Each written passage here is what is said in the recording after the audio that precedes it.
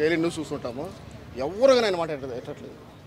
నేను కోడలు అని చాలా రెచ్చిపోతాను అనుకున్నా. మొన్న మార్కెట్ మన సెంట్రల్ జైలుకి వెళ్ళారు కదా, స్పిల్ అయిపోయింది.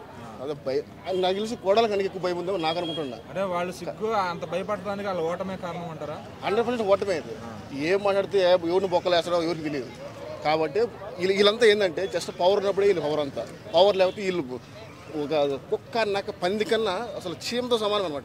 కొడాలని నేనేం తప్పు చేయలేను ఎందుకు భయపడాలన్నాడు కదా. ఎవరు కొడాలి నిన్న ఎవరో మీడియా యాంకర్ అడిగితే తప్పు చేయకపోతే మన మీడియా ముందు కూర్చొని చెప్పడానికి ఏంది? అసలు పబ్లిక్ లో తిరుగుతున్నాడు అంటే నువ్వు ఎమ్మెల్యేగా ఉంటేనే జనాలు తిరుగుతావా? ఇప్పుడు ఓడిపోతా స్నేహితుడా అంటే నీకు స్నేహితుడే ముఖ్యమా? మరి ప్రజలు ముఖ్యం కదా. గుడివాడలో నువ్వు 3 times 4 times 5 times గెలిచినావు, ఇప్పుడు నువ్వు ఓడిపోయినావు, ప్రజల్లో ఉండవా అంటే నీ ఉద్దేశం ఏంటంటే నీకు భయం, ఎందుకంటే పవర్ లేదు. పీకేసారు. ఇప్పుడు జగన్ గారు నోరు తెరిస్తే పవన్ కళ్యాణ్ 3 భార్యలు అది ఇది అని పాపం ఆయన్ని లేని అనరాని మాటలని అన్నారు అందరూ కూడా. మరి ఈ రోజు అసలు ప్రెస్ మీట్ లో కానీ ఎక్కడైనా కానీ ఓడిపోయి వచ్చిన తర్వాత ఎక్కడ కూడా పవన్ కళ్యాణ్ పేరు ప్రస్తావన తీయడానికి వచ్చబడిపోతుంది. అది ఒకవేళ ఆయన ఏమన్నా స్నేహం చేసే ఉద్దేశమా లేదంటే భయమా? ఎందుకంటే ఆల్రెడీ ఇంతకుముందు పెళ్ళిళ్ళ గురించి మాట్లాడి 11 సీట్లు వచ్చినాయి. మళ్ళీ అదే టాపిక్ తీస్తే 11 కూడా వస్తాయి రావు నెక్స్ట్ వచ్చే ఎలక్షన్కి అని చెప్పి ఆ భయం అనేది లోపల ఉంది. చెప్పుకోలేరు కదా వీళ్ళంతా. ఏంటంటే కొంచెం మేకపోతే గాంభీర్యం అంటారు అనమాట దాన్ని. సో పైకి పవర్ఫుల్గా ఉంటారు, లోపల ఆ భయం అనేది ఉంటుంది. మళ్ళీ రెచ్చిపోతే ఈసారి అసలు పార్టీ మొత్తం అయిపోయింది. నాకు తెలిసి నెక్స్ట్ టైం కాదు, ఇంకొక 3 times కూడా ఎలక్షన్లో ఇంకా జగన్మోహన్ రెడ్డికి అవకాశం అయితే లేదు.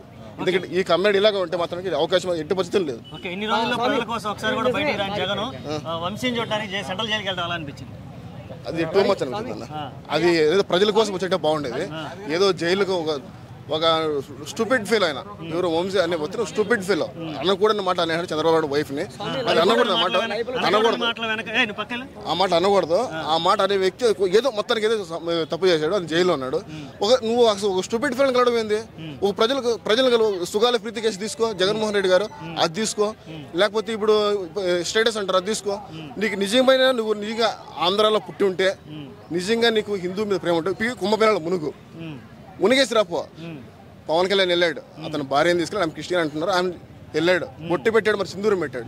నీకు ఏమాత్రం హిందూస్ మీద గౌరవం ఉంటే కనీసం నువ్వు కుంభమేళ కనీసం మునగద్దయ్యా కుంభమేళను చూసి రాపో. అప్పుడు నిజమైన హిందూ నువ్వు గౌరవిస్తావు, నేను నమ్ముతా. ఇవన్నీ నువ్వు వంశీ కోసం వచ్చి నువ్వు చేసినంత మాత్రం ఎవరు నమ్మరు. నేను మిర్చి ఆడికి వెళ్ళావు, ఆడి స్మెల్కి కొంచెం దగ్గర వచ్చేసినావు. ఇట్లయితే ఎట్లా బా? ఇట్లయితే కష్టం. అంటే ఇప్పుడు సీఎం అయ్యాడు కదా, 5 years పవర్లో ఉన్నాడు. అంటే మనకు అది ఏదో ఎగ్ పప్పులు తినే కొన్ని ఇప్పుడు ఏదో అయింది కదా, దానివల్ల బాడీ పెరిగింది. సో అది తగ్గించుకోవడానికి పాదయాత్ర చేస్తారని నేను అనుకుంటాను. అది మళ్ళీ ఇప్పుడు మళ్ళీ ఆ పాదయాత్ర ఏంటంటే ఆ ఉన్న కొలెస్ట్రాల్ తగ్గించుకోవడానికి కొంచెం తిరిగితే ప్రజల్లో కొంచెం సింపతి వస్తుందని చెప్పి పోతున్నాను అనుకుంటాను. ఈసారి పాదయాత్ర కాదు, పొర్ల దండలు యాత్ర చేయడం కూడా కష్టమే.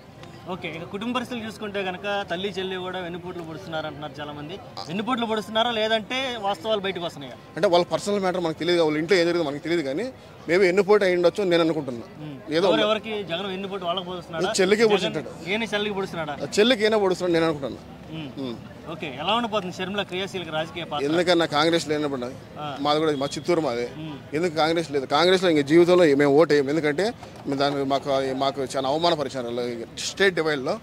సో కాబట్టి అసలు కాంగ్రెస్ మాట లేదు. వైఎస్ఆర్కి అంత మన షర్మిలకు కూడా ఆ పార్టీ మానేసి టీడీపీలోకో జనసేనలోకో ఈ బీజేపీలోకి వచ్చేస్తే సెటిల్ అవుతుంది, లేకపోతే కాంగ్రెస్ మాట లేదు. కూటమి చేస్తున్నా ప్రెజెంట్ ఎలా అనిపిస్తుంది కూటమి పరిపాలన కానీ వాళ్ళ?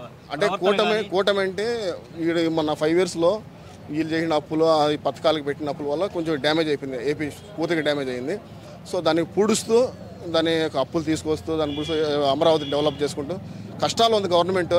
కూటమి గవర్నమెంట్ ఉన్నది కష్టాల్లో. అది సంక్షేమం ఇవ్వాలా, డెవలప్మెంటే చేయాలి. సో కాబట్టి 2 సరిసమానంగా చూసుకుంటూ వచ్చి అవుతుంది. సంక్షేమ పథకాలు ఆగడానికి కారణం ఏంటంటే ముందు చేసిన పెంట అంతా ఉంది కాబట్టి దానివల్ల ఇబ్బంది పడతారు. కానీ ఈ సెంట్రల్ ఇప్పుడు మన కూటమి గవర్నమెంట్ అయితే నమ్మకంగా ఉంది.